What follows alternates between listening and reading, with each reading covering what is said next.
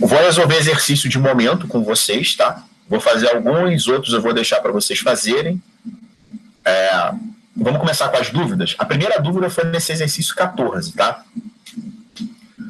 Como mostram os esquemas adiante, uma barra fixa em uma parede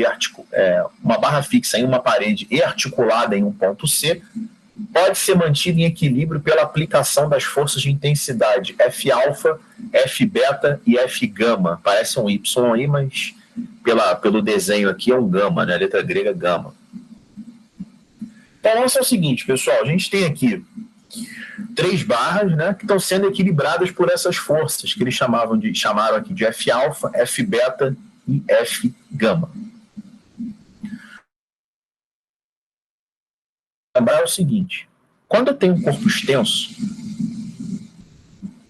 e eu aplico uma força na extremidade desse corpo extenso, essa força vai rotacionar o corpo. Ó.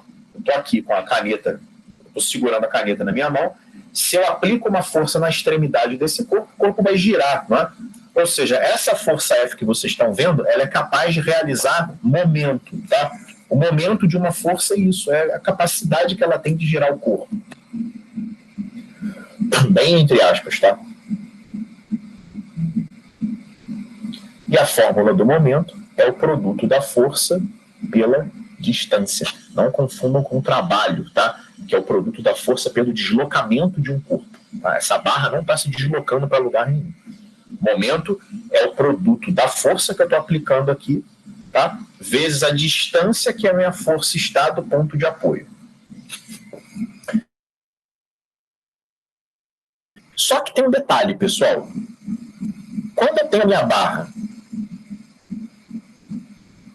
e eu aplico uma força que não faz 90 graus com o objeto,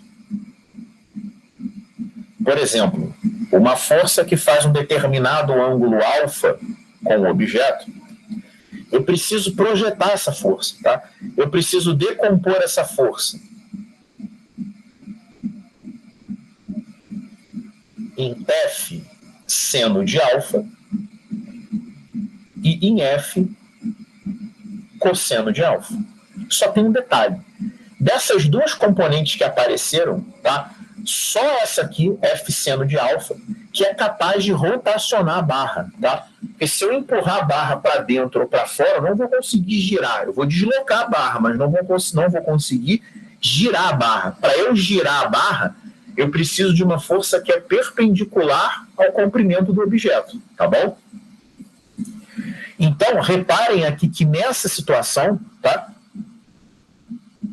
Para você produzir o mesmo giro nessa barra, eu vou precisar de uma força maior, né?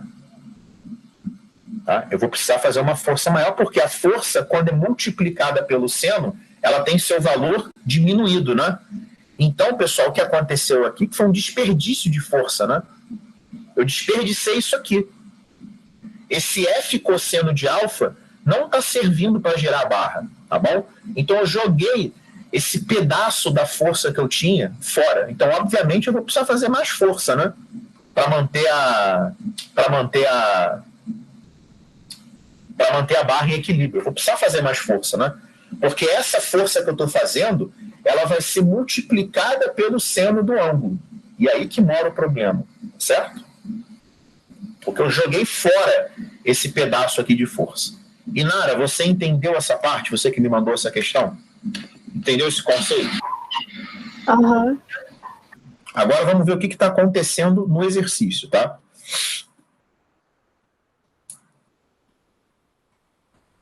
A única força aqui que é perpendicular ao comprimento do objeto é a força beta. Essa aqui. As outras duas precisam ser projetadas. A força alfa, ela vai ser projetada em F alfa Y e em F alfa X, tá? E o lance é o seguinte, pessoal, se esse ângulo grandão aqui, ele vale 90 graus mais θ, obviamente aqui é o θ, né? Aqui eu tenho θ porque aqui é o ângulo reto, que dá o θ mais π sobre 2. essa força aqui de baixo, que é a gama, ela precisa ser projetada em F gama na direção Y e F gama na direção X, tá bom?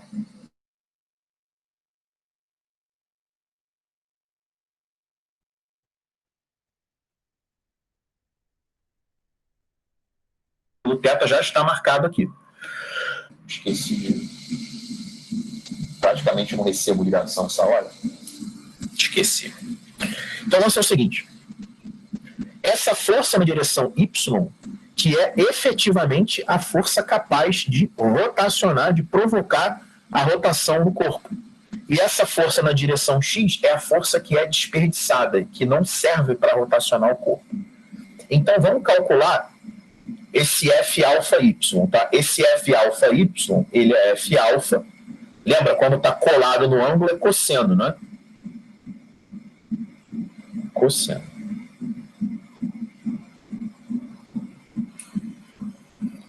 E esse F gama Y, deixa eu botar com as cores certas, né, para não confundir. O F, opa, peraí.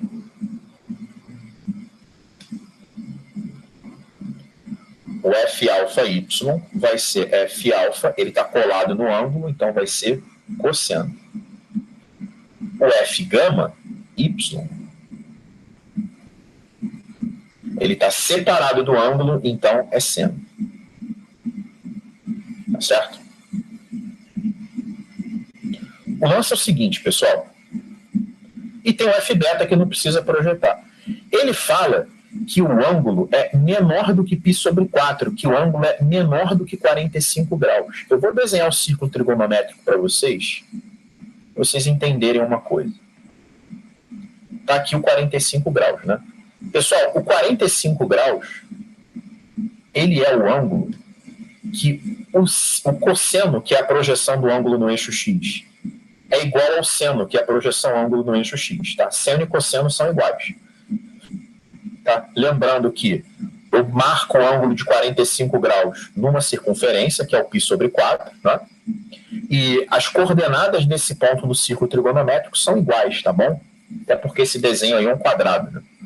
Agora, se você pegar um ângulo menor do que 45, ele vai ter um cosseno bem grande e um seno bem pequeno. Então, nessas condições, tá? O cosseno, ele é maior do que o seno. Tá bom? O cosseno, ele é maior do que o seno. E aí vem o seguinte detalhe. Tá? Você tem aqui um cosseno grande.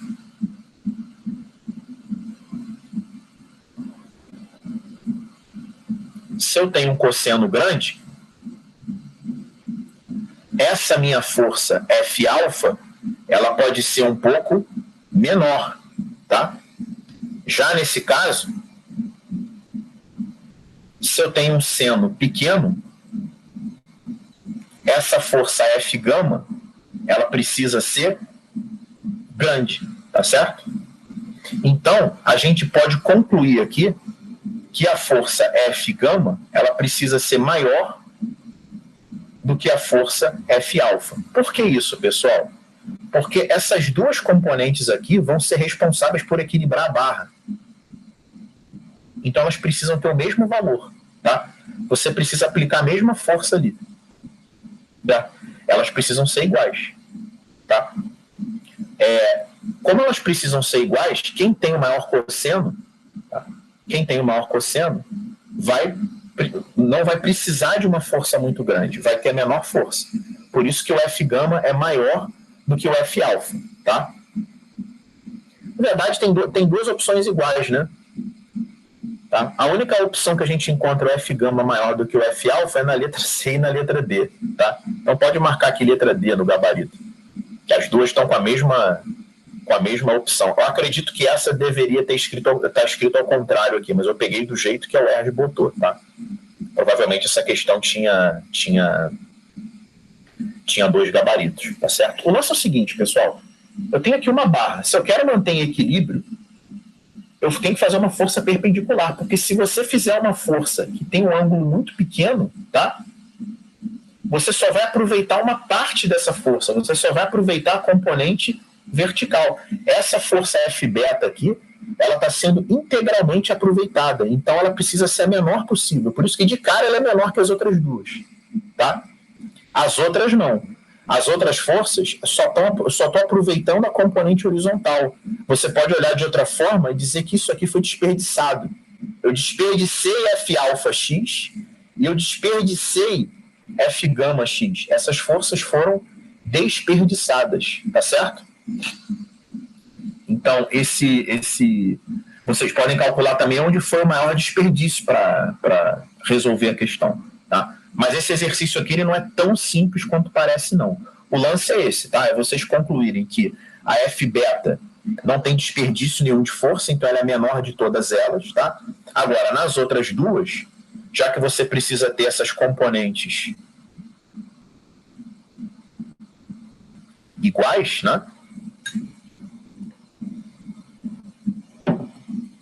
É só você comparar quem tem o maior cosseno vai ter a menor força. Entendeu, Inara? Essa questão era um pouco confusa mesmo. Eu entendi, eu só não entendi agora que você falou componentes iguais. Não, então, essa força, F alfa, essas forças, essa força tem que ser igual, tá? Você tem que fazer a mesma força na vertical para sustentar a barra. Tá? Tá vendo essa caneta aqui na minha mão? Ela vai cair. Se eu não fizer nada, ela vai fazer isso. Para eu não deixar ela cair, eu tenho que fazer uma força. O que esse exercício está querendo saber é o seguinte: qual a menor força que eu preciso fazer? Tá? A menor força que você tem que fazer é a força que vai aproveitar o momento integralmente, né? Porque a barra não quer girar para baixo. Se a barra quer girar para baixo, você precisa aplicar uma força contrária ao giro que ela vai fazer. Ou seja, ela está realizando o momento, né?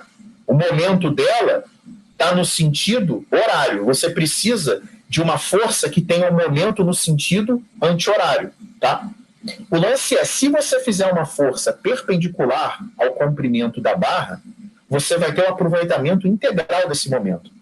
Então você não vai precisar fazer uma força muito grande. Agora, se você fizer uma força muito angulada, você vai precisar projetar essa força e parte dela vai ser perdida. A componente horizontal não vai ser capaz de sustentar esse...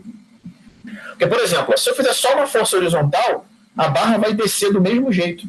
A força horizontal que eu faço não impede a barra de girar, só a vertical, tá? Então, quanto mais vertical puder ser essa força, melhor, tá bom?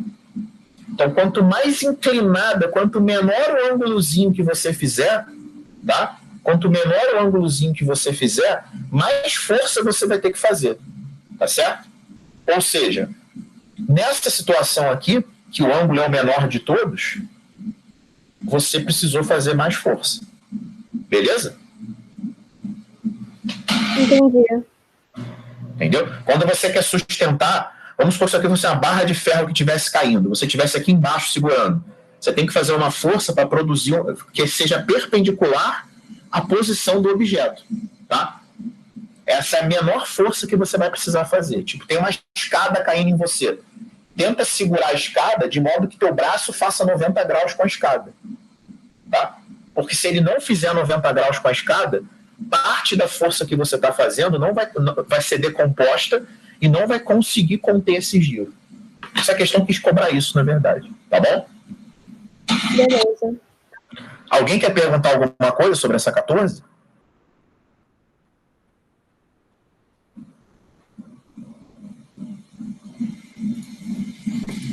Depois foi a 17, ó. A 17 foi o seguinte: a forma de uma raquete de tênis pode ser esquematizada por um aro circular de raio R e massa M1, preso a um cabo de comprimento L e massa M2. Quando R é igual a L sobre 4 e M1 igual a M2, a distância do centro de massa da raquete ao centro do aro circular vale... Eu não falei ainda sobre centro de massa. Porém, tá? Porém, dá para fazer essa questão. Vou tentar desenhar a raquete aqui. Deixa eu tentar fazer um objeto minimamente parecido com uma raquete, tá?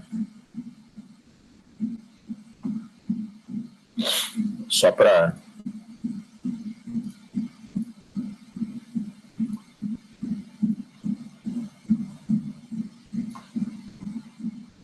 Bom, dá para o gasto, né? Dá para entender que é uma raquete. Ó, eu tentei colocar as proporções do exercício, tá? Ele fala que o raio da raquete é 1/4 do comprimento da haste. Ou seja, ele está falando aqui que o comprimento é 4 vezes o raio, né? Ele está falando que esse comprimento aqui vale 4R e que aqui vale 2R. Imaginar que isso aqui seja um círculo, tá, pessoal? Ficou meio... Não ficou com muita cara de círculo, né?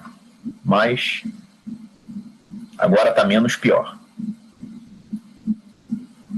Então, vamos lá.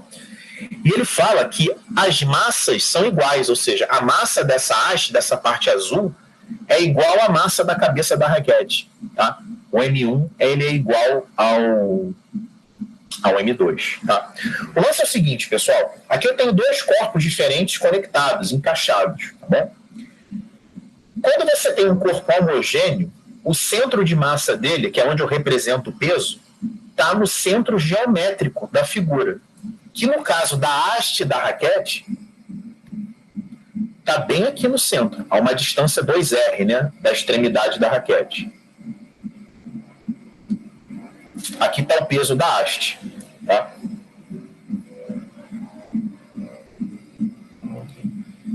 E o peso da cabeça da raquete está bem aqui no centro, né? Eu vou chamar de PC, de peso da cabeça. Certo? Então, ó, aqui eu tenho uma distância de 2R.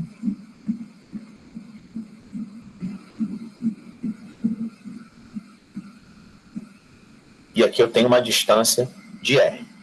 Certo? O lance é o seguinte, pessoal, como é que a gente pode adaptar essa questão? Como é que a gente pode adaptar essa questão para uma situação, para um cenário que a gente não viu ainda centro de massa? O que eu vou fazer? Eu vou dividir essa raquete aqui em duas... Não com isso aqui, né? Eu vou dividir essa raquete aqui em duas partes. Se a massa do cabo inteiro é igual à massa da cabeça da raquete, eu posso afirmar com toda segurança que essa massa aqui, da metade do cabo, é igual à massa da metade da cabeça da raquete. Essas massas são iguais.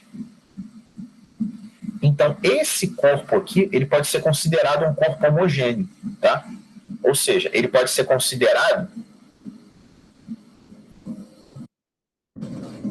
como um único corpo rosa, tá?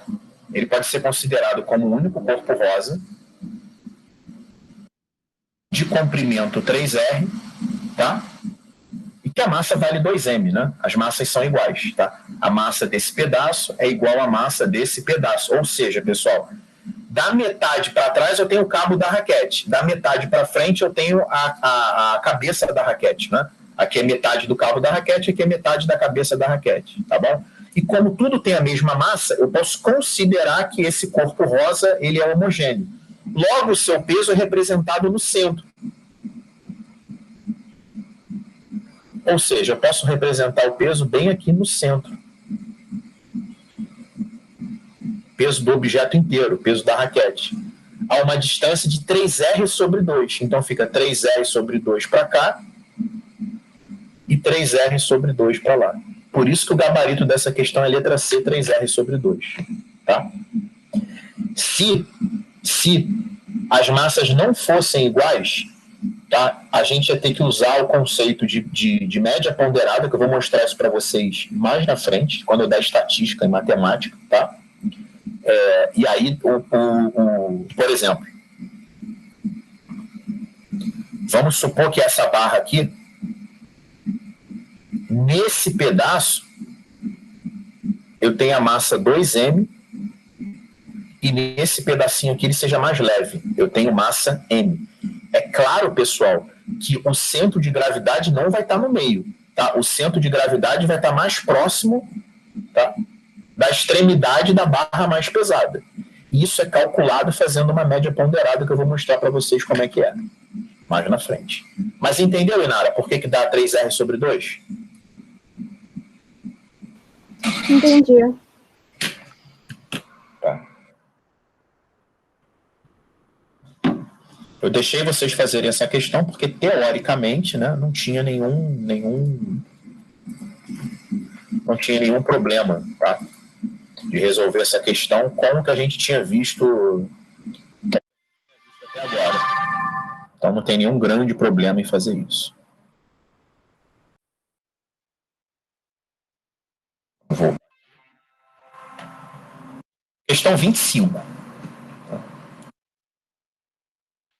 Duas esferas condutoras idênticas, de carga 2 microcoulombs, estão penduradas em fios não condutores de comprimento 30 centímetros, conforme apresentado na figura abaixo.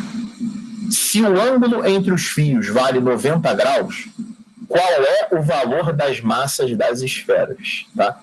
Então, duas esferas condutoras idênticas, de carga 2 microcoulombs, estão penduradas em fios não condutores de comprimento 30 centímetros.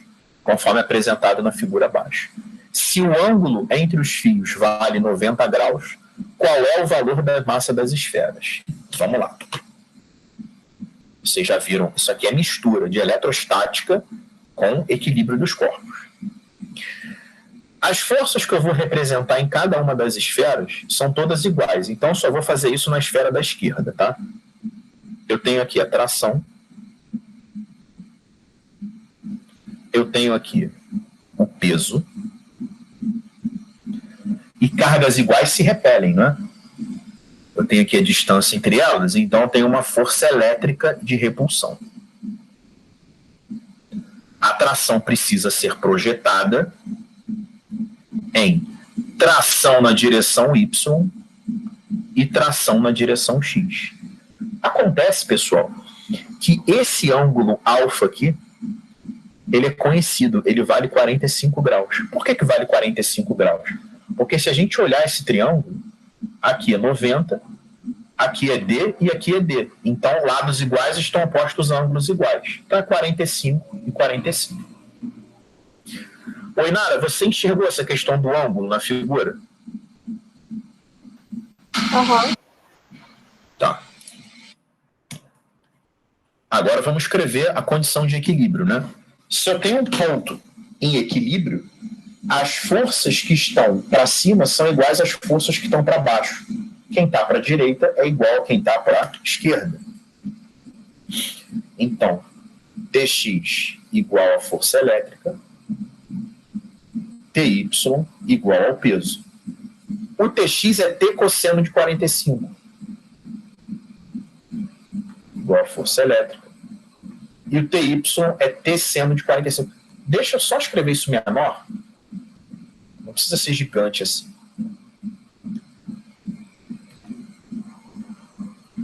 Então vamos lá. Ty é igual ao peso. Tx é igual à força elétrica. O Ty é T seno de 45. E o Tx é T cosseno de 45.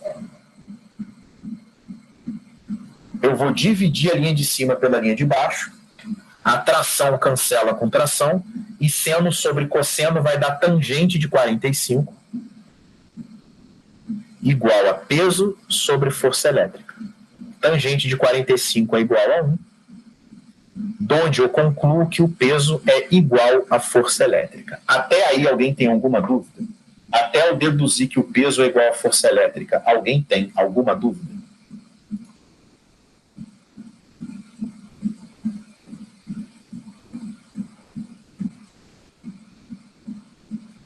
Então vamos continuar.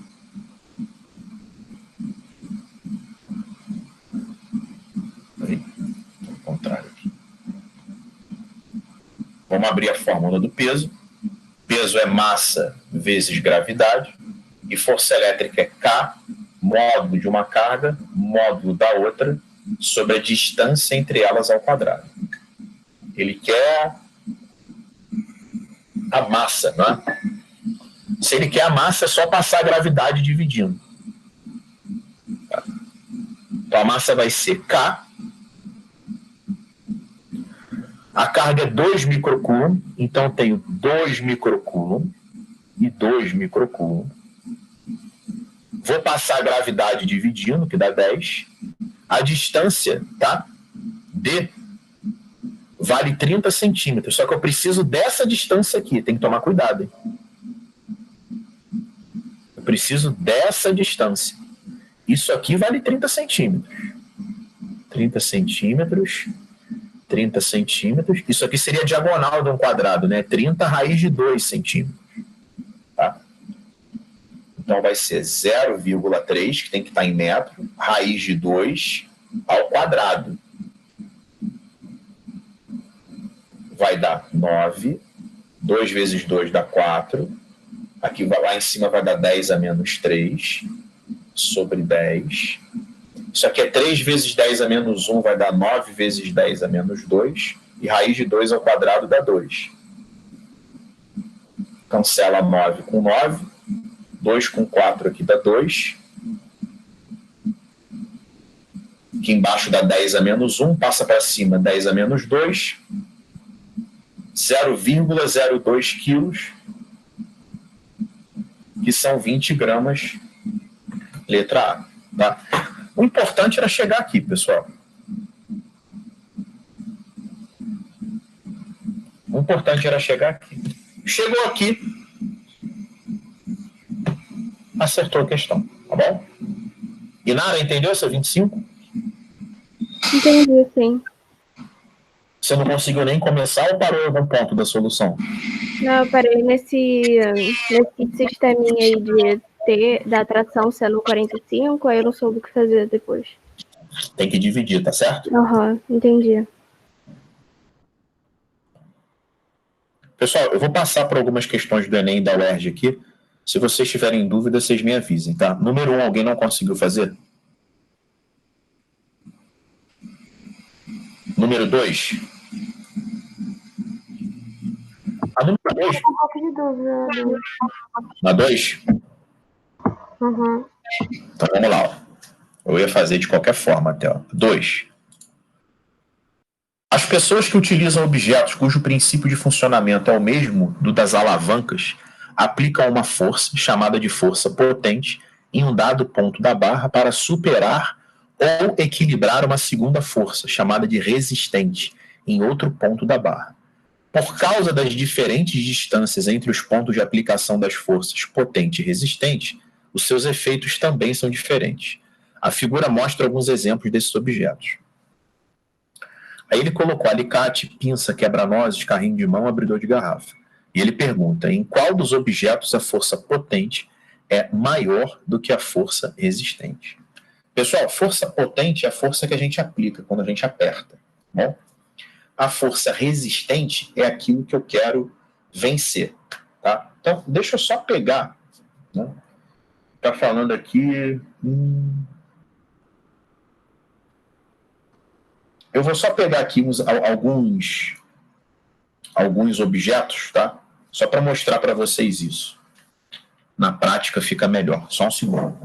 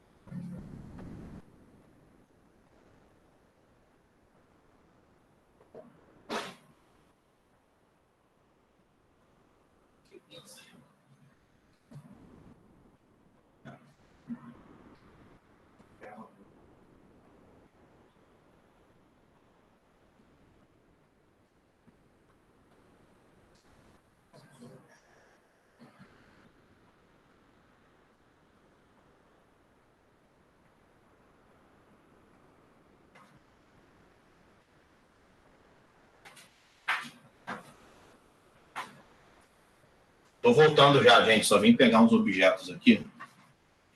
Alicate, tesoura, abridor. Pinça, minha esposa vai me arrumar aqui. Carrinho de mão, não dá para trazer aqui, né? Sim. Tem que ter alicate, pinça, abridor de garrafa. Tem quebra-nozes aí? Me arruma um quebra-nozes aí. Falou que se eu quebrar essa pinça aqui vai dar uma merda. Essa pinça é cara. Tweezerman. Aí eu vou só arrumar um. Já vou pegar uns objetos, né? A gente vai vendo que tipo de alavanca esses objetos são. Vamos começar com o alicate. Vamos classificar todos esses objetos aí. Vamos aproveitar essa questão, né? Vamos pegar aqui o alicate. Tá aqui o alicate. Quem nunca usou um alicate, né? Ele serve até para a gente retirar prego de parede, né? A gente consegue fazer uma força imensa aqui. Onde é que você aplica a força no alicate? Aqui, né?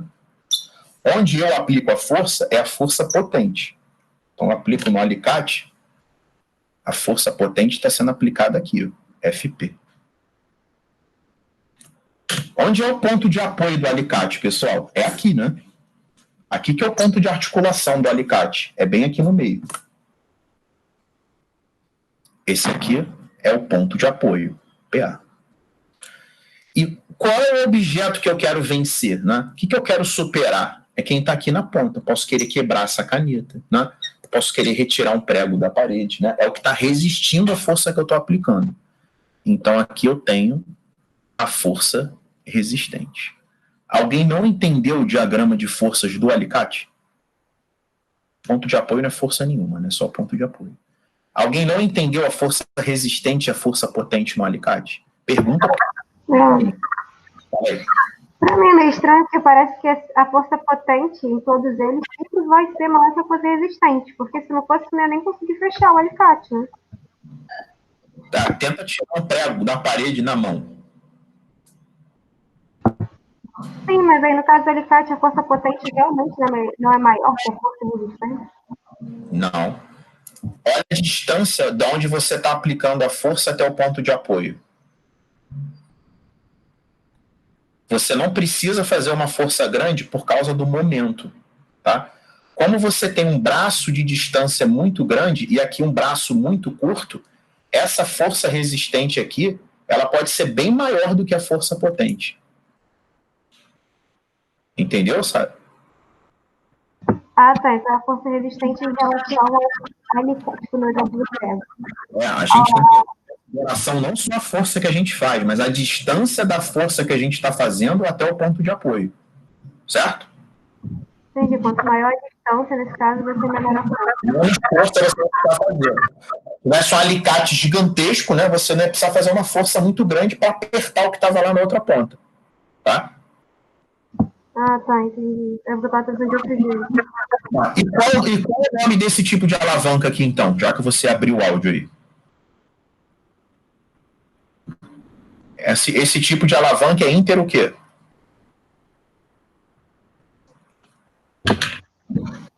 Potente? O que está no meio?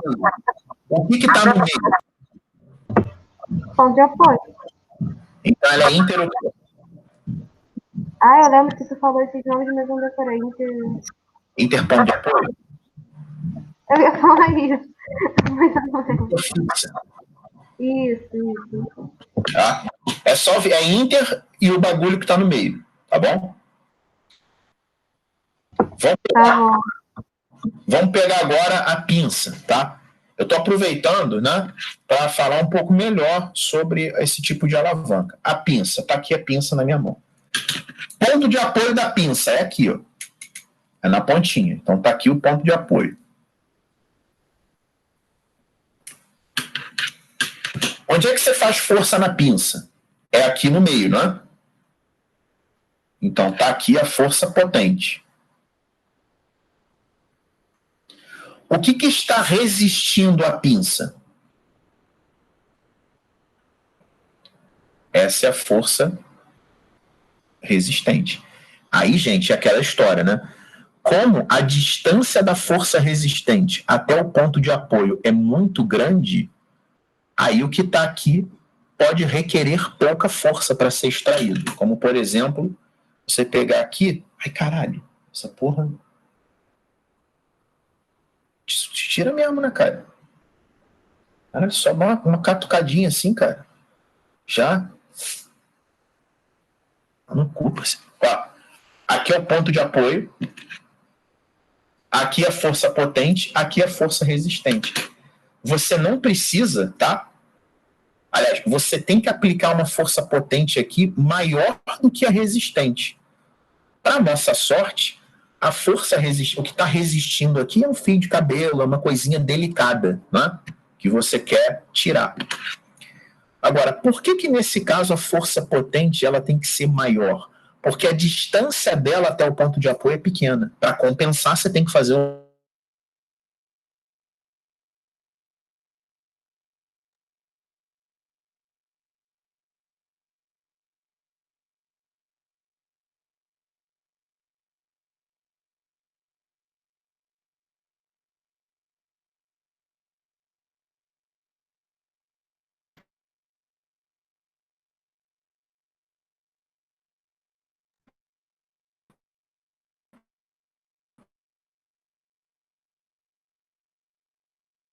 Sara, isso aí.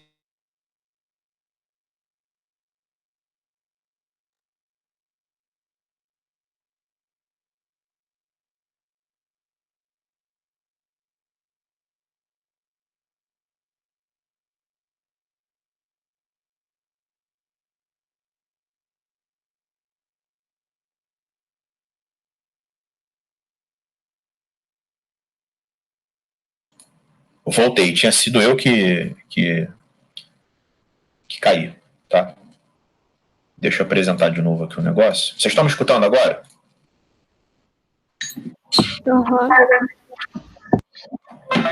Vocês chegaram a ver eu fazendo o negócio da pinça? Sim ou não? Não. Não? Nada? Eu parei aonde?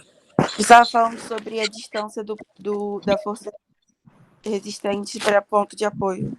Do alicate ainda? Não, da pinça. Ah, tá. E o lance é o seguinte, ó.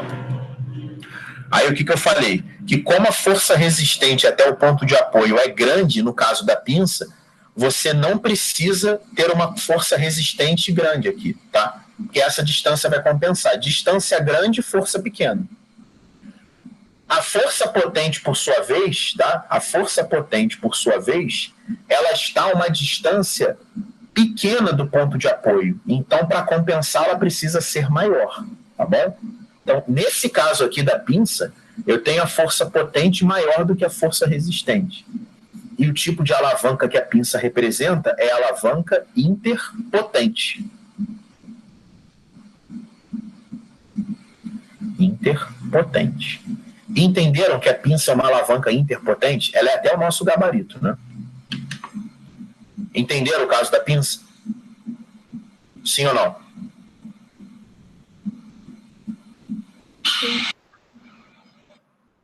Agora vamos pegar o abridor de garrafa, tá? O abridor de garrafa.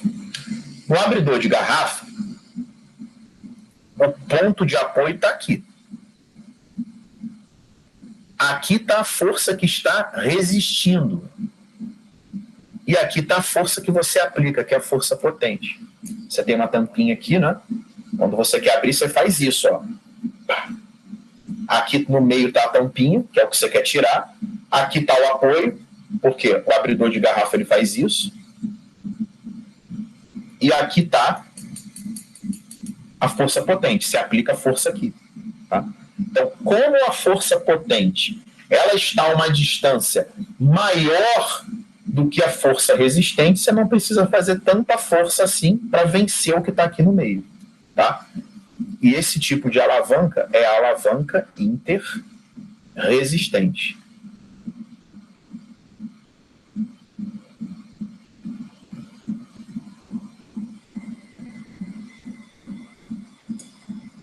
Quebra-nozes.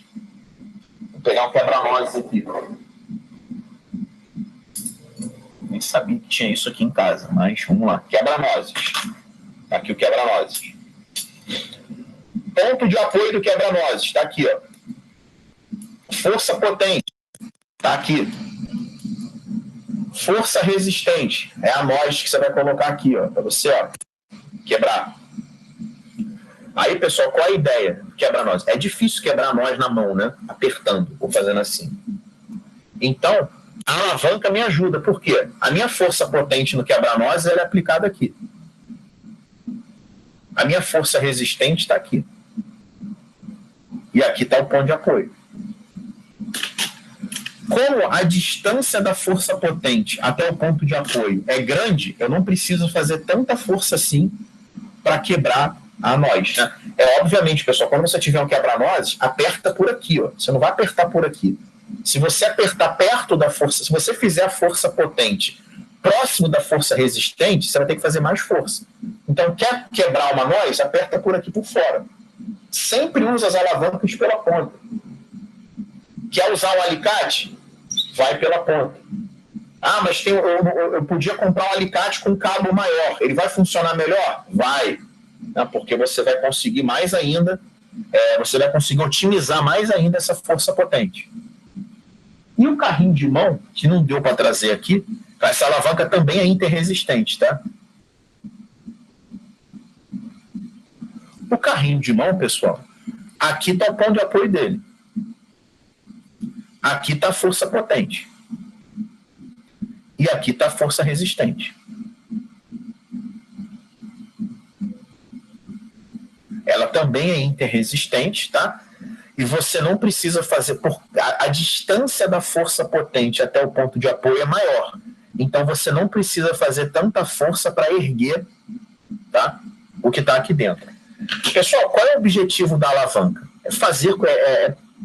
Te proporcionar uma economia de esforço, tá? Ou seja, você não vai precisar fazer tanta força assim, tá? O único caso que é diferente é a alavanca interpotente.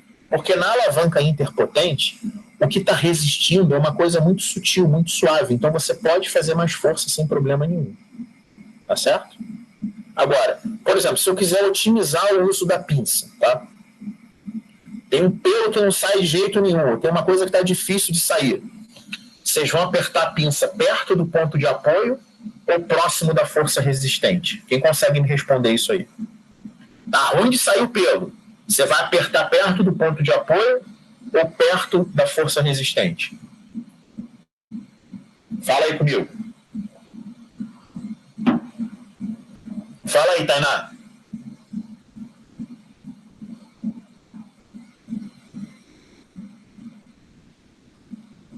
Será que eu caí de novo, gente? Pode repetir, por favor, Leandro?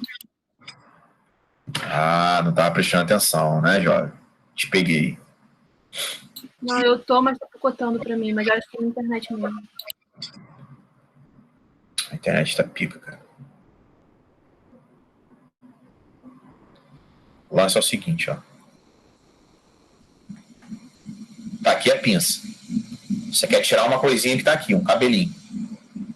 Onde é melhor você aplicar a força potente? Nessa posição número 1 ou na posição número 2? Para fazer menos esforço? Na 2, né? Na 2, porque o braço de força é maior, né? Porque você está guardando uma distância maior até o ponto de apoio. Tá? Se você fizer muito perto, tanto que se eu apertar bem próximo ao ponto de apoio, ó, eu quase nem consigo fechar. Agora, se eu fizer aqui perto, ó, olha como é fácil fechar. À medida que eu vou me afastando, fica cada vez mais difícil de eu fechar. Se eu chegar na situação extrema, por mais que eu aperte, eu não consigo fechar. E aqui eu vou ter que fazer, estou fazendo muita força para fechar. Se eu fizer essa mesma força, eu fecho na hora. Tá bom? Para que eu não tenho estragado isso aqui. Eu até peguei a tesoura aqui, pessoal. A tesoura, tá? Ela também é uma alavanca interfixa, assim como o alicate. Por quê? Aqui eu aplico a força potente. Aqui está a força resistente e o ponto de apoio está aqui. Ó. Tá? Então a tesoura é uma alavanca interfixa. Tá? É claro, pessoal, que a distância da força potente até o ponto de apoio ela é maior do que a distância da força resistente até o ponto de apoio. Agora, outra pergunta que eu vou fazer a vocês. Quando vocês querem cortar um objeto e está difícil de cortar, vocês colocam ele mais perto do ponto de apoio ou mais afastado do ponto de apoio? Quem consegue me responder isso? Quero cortar um objeto que está difícil. Eu coloco esse objeto mais próximo do ponto de apoio ou mais afastado do ponto de apoio?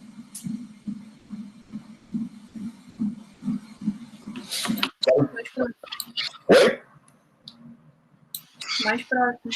Isso, quero decepar essa caneta aqui em 2, né? Se eu colocar na ponta, a distância da força resistente até o ponto de apoio, tá? Ela vai ser parecida com a distância da força potente até o ponto de apoio. Agora, quando eu coloco perto, a distância da força potente até o ponto de apoio é bem maior do que da força resistente até o ponto de apoio. E aí você vai conseguir otimizar a tua situação. Então, realmente, se quer cortar uma coisa que está difícil, você coloca mais perto do ponto de apoio. Tá? Ô, Leandro. Oi. Então, no caso da tesoura, varia do lugar. Porque, tipo assim, a tesoura, ela é meio... A distância do ponto de apoio é igual, né? Para os dois lados. Da força potente, né? A força potente e a força resistente. Calma, não. Aí que tá. A tesoura, você pode posicionar a força resistente onde você quiser. Você pode cortar o objeto mais perto do ponto de apoio, mais afastado. Quando você quer fazer um corte delicado, você não corta pela pontinha? Sim. Para não correr o risco de você fazer força demais, né? Então, a tesoura é variável, né?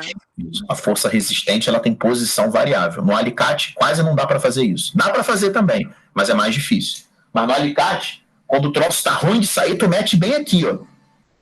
Tá vendo que o alicate tem uma parte mais gordinha aqui? Uhum. Aqui é para você tirar um negócio que a coisa está enrascada para sair. Tu bota aqui, ó. Aí tu vai puxar. Se não sair por aqui, troca de alicate. Procura um com braço maior. Entendi. Se você colocar na ponta, tá? Coisas que são fáceis de tirar, você pode colocar na ponta do alicate. Quanto mais difícil tiver, você vem descendo aqui, para você se utilizar disso, né? Porque a física do processo, ela vai comparar a distância da tua força até o ponto de apoio, da potente, e a distância da força resistente até o ponto de apoio. Vai existir essa comparação. Então, se eu tenho um objeto que está muito difícil de sair, qual é a melhor maneira de eu utilizar esse alicate aqui? Eu vou fazer a força lá na ponta para aumentar o braço da minha força e vou colocar o objeto pertinho do ponto de apoio. Se não sair desse jeito, não sai mais. Se você fizer uma força perto do ponto de apoio e colocar o objeto lá na ponta, tu não vai conseguir tirar de jeito nenhum, a não ser que você seja muito forte. Entenderam esse lance aí, essa ideia? Aham, entendi. Não. Fala aí.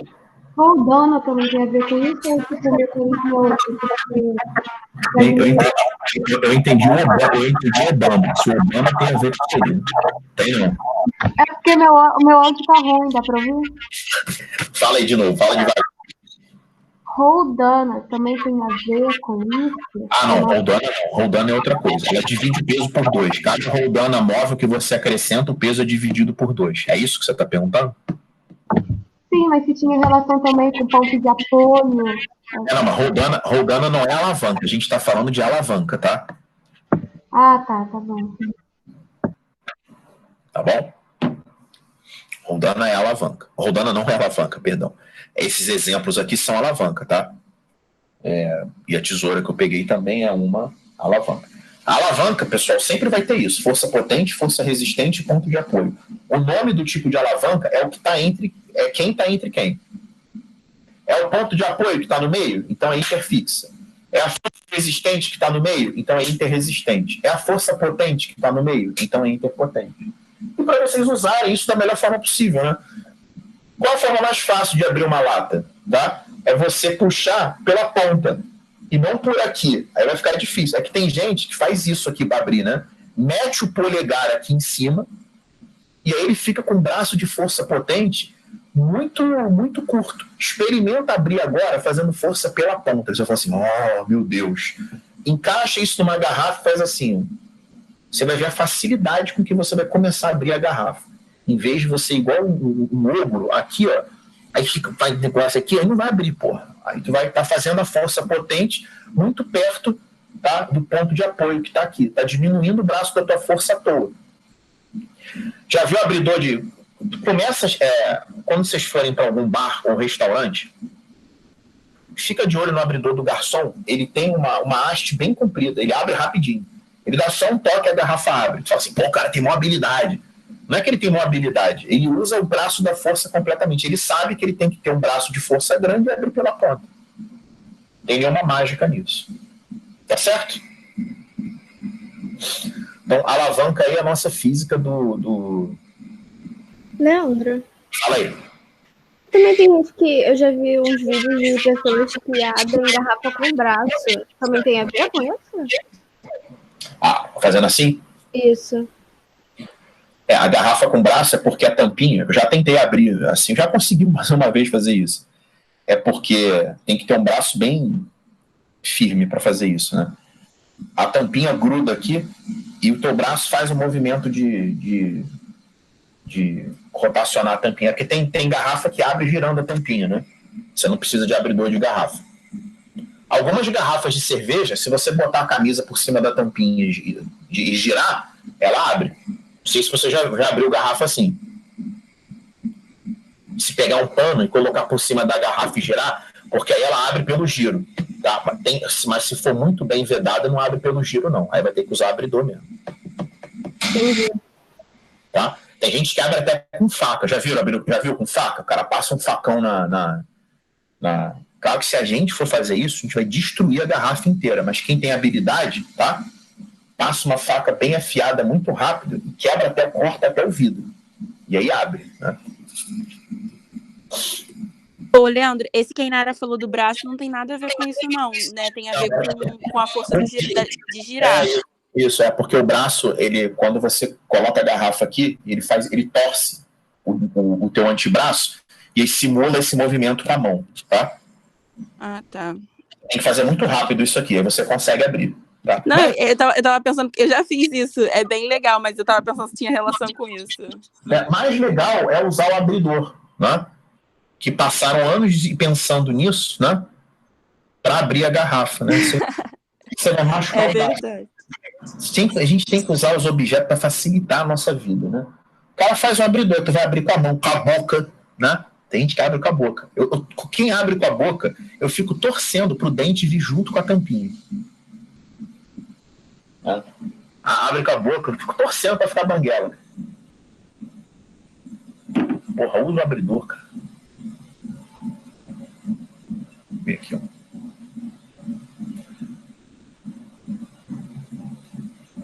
Pessoal, eu quero que vocês pensem aqui, por favor, tá? Nessa questão 7. Só enquanto eu pego água para mim, só para vocês darem uma olhadinha. Questão número 7.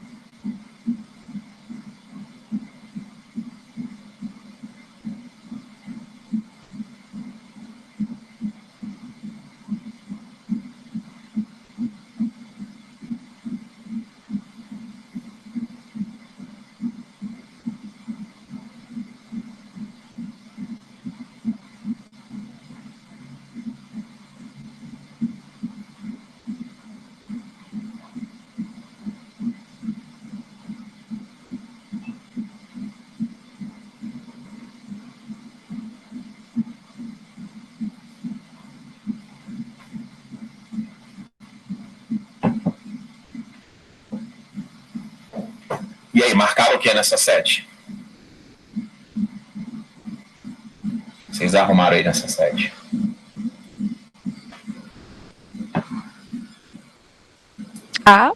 Eu pensei na A. É mais provável que a dobradiça A arrebente primeiro do que a B. Sabe por que é a letra A? Porque é o seguinte, o peso dessa porta está aqui, né? Esse portão, tá? Ele tende a girar nesse sentido, tá? Então, primeiro, ele vai forçar a dobradiça que está em A. Vai ser a primeira a ser forçada. Então, é mais provável que ele arrebente em A do que em B. Mas o interessante é a gente representar as forças que estão atuando aí. O próprio exercício de cima que a gente já fez, ó, nesse de cima aqui ele pergunta as forças que atuam na dobradiça da porta, provando que o Enem gosta disso, né? E a gente sabe que aqui tem o peso,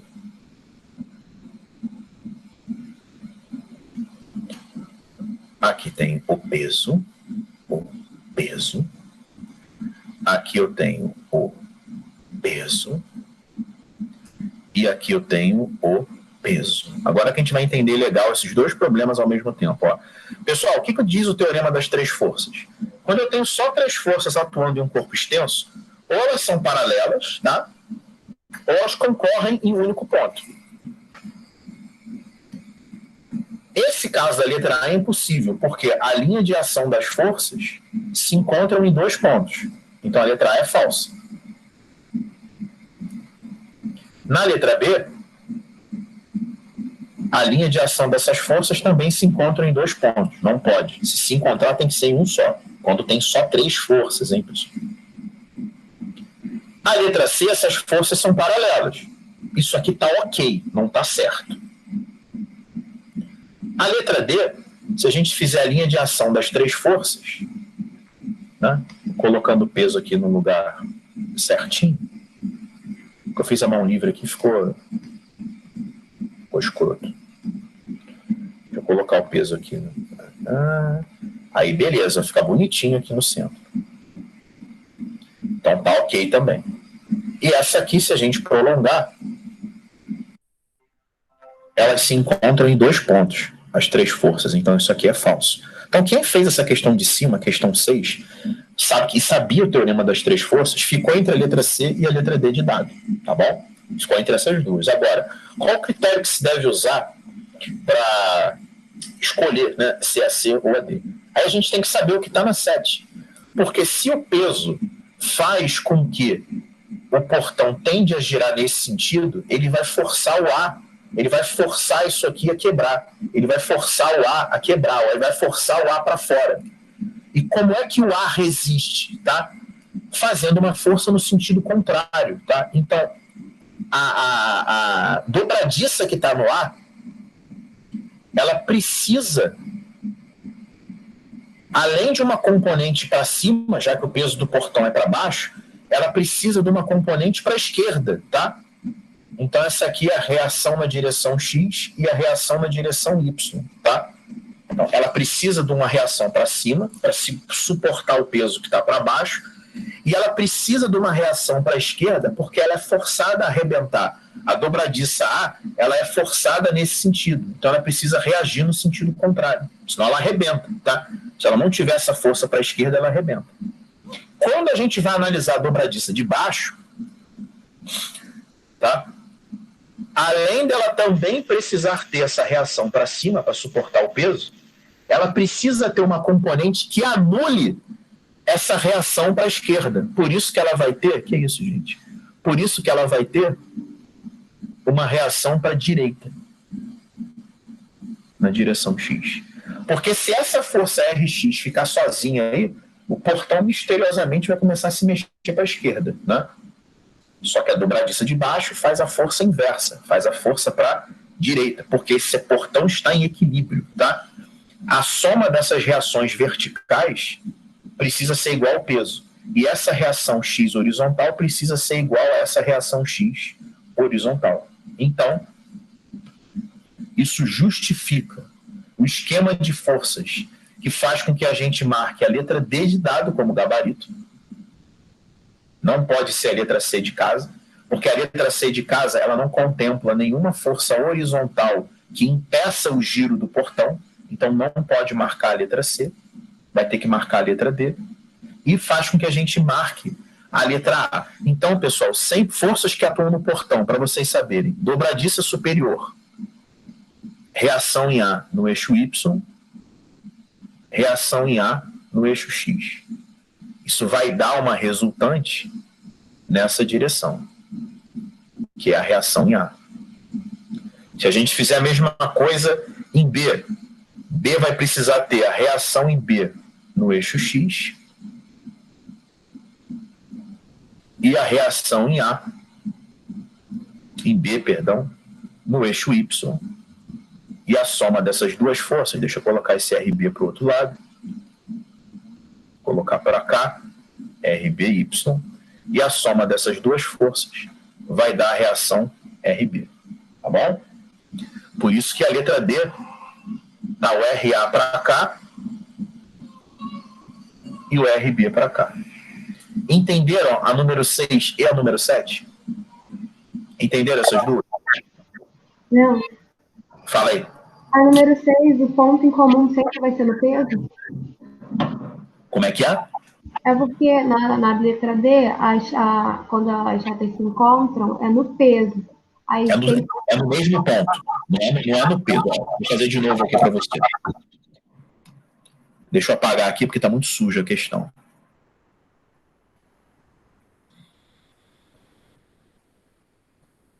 Ô, Sara, você concorda comigo que o peso dessa porta está bem no centro dela? Agora vamos prolongar as outras duas forças. Vamos prolongar as outras duas forças, ó. Tá vendo que esses prolongamentos se encontram exatamente no centro da porta? Então, é isso que o teorema das três forças diz. Se eu tenho três forças que não são paralelas, elas precisam se encontrar em um único ponto. Tá bom? Entendi. É porque quando você fez a letra E, parecia que elas se encontravam só que fora da porta. Vamos ver a letra E. Aqui está o peso. Eu vou prolongar uma força, eu vou prolongar a outra. As três forças se encontram em um único ponto. Prolonguei a linha de ação das três forças, tá? Essas três forças se encontram em um único ponto. Você achou que aqui era o ponto de encontro? Esse é o ponto de encontro de duas forças e não de três forças. Se você prolongar o peso, ele passa por esse ponto também? Não, precisa ser três forças. Certo? Entendeu isso? Entendi. Eu acho que tem um exercício aqui, deixa eu ver se eu vou achar, só um minuto. Eu nem lembro se eu coloquei nessa apostila.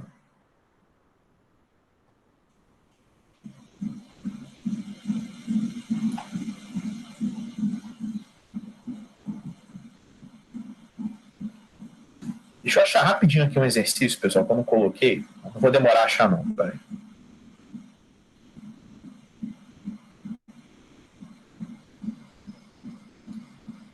Só um segundo. Era até uma questão da Souza, cara.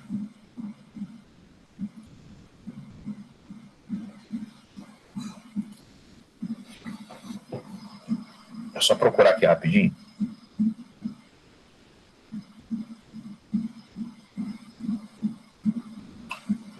Esse ano não era. Vamos ver se era de 2016. Daqui a pouco eu acho. Só estou abrindo as provas aqui rapidinho.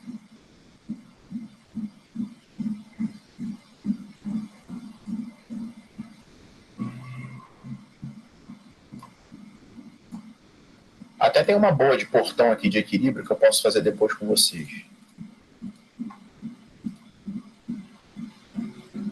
Vamos ver se é em 2015. Vou botar para vocês fazerem agora essa questão. Isto é uma maneira de equilíbrio. É sobre o teorema das três forças. Só preciso achar essa desgraçada. 2014.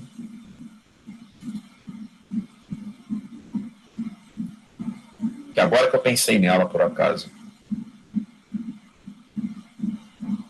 Estou vendo com tanta velocidade aqui que eu posso ter passado pela... Porra, 2013, tem que estar em algum lugar essa prova. Achei. Vou botar para vocês fazerem agora, tá?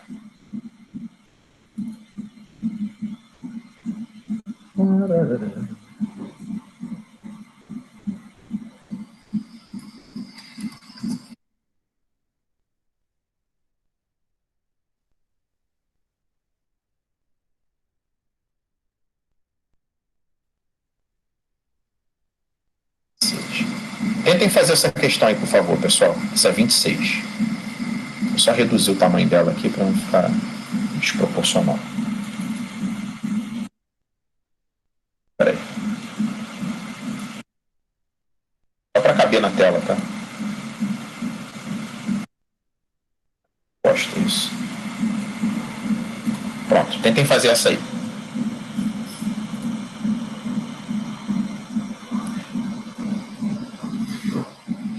É para usar o teorema das três forças, tá?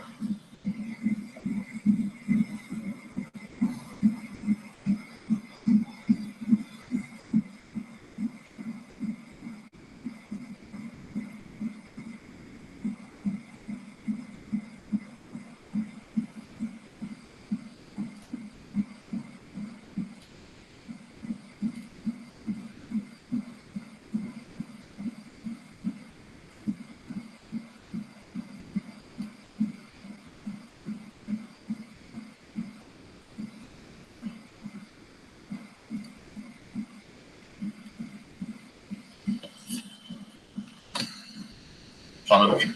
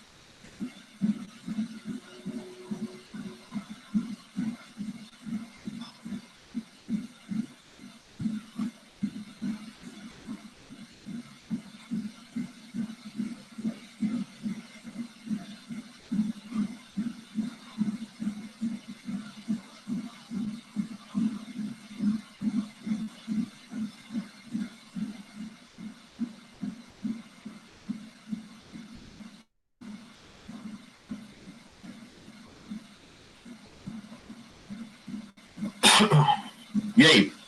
Marcaram qual aí?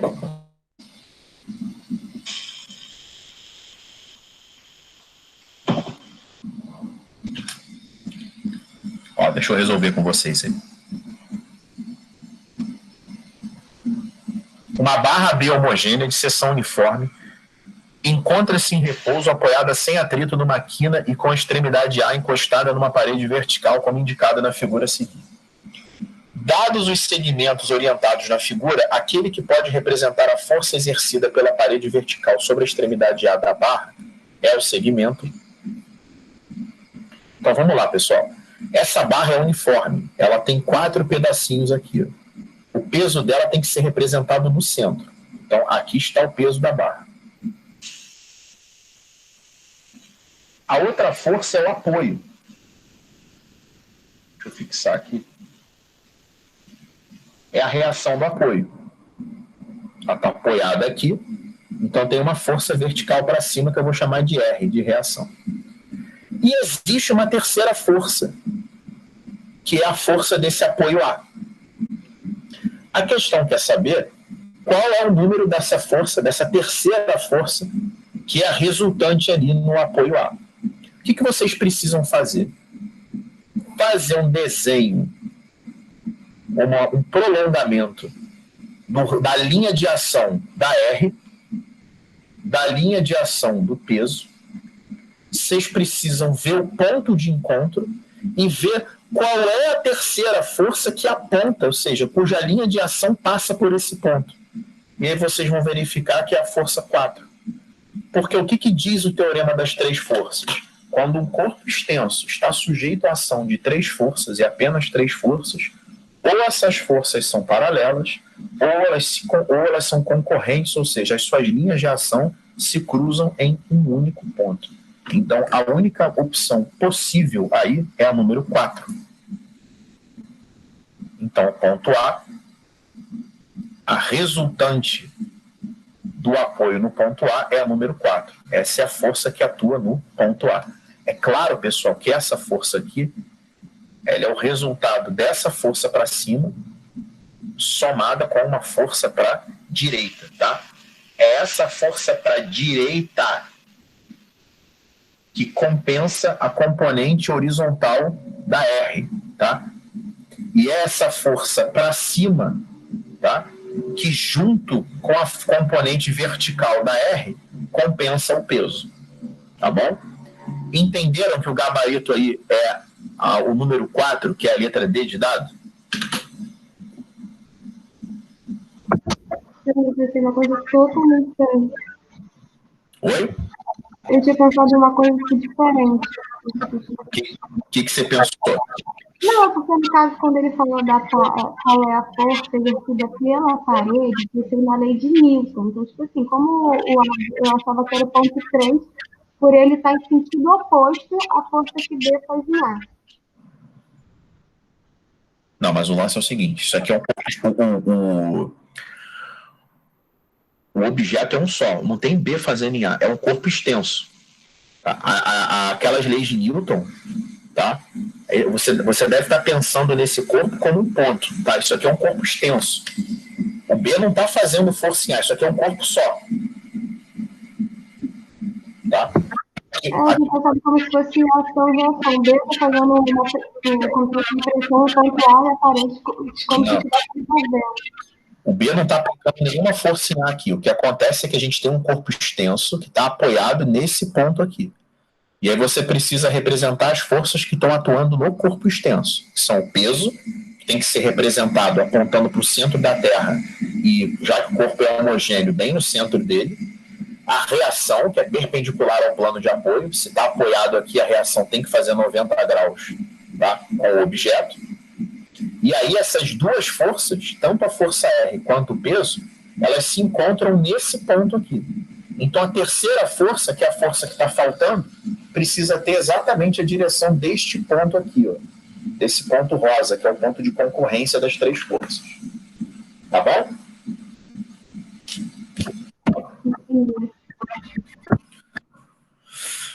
Tá certo? Pessoal, eu vou deixar uma listinha para vocês fazerem, tá?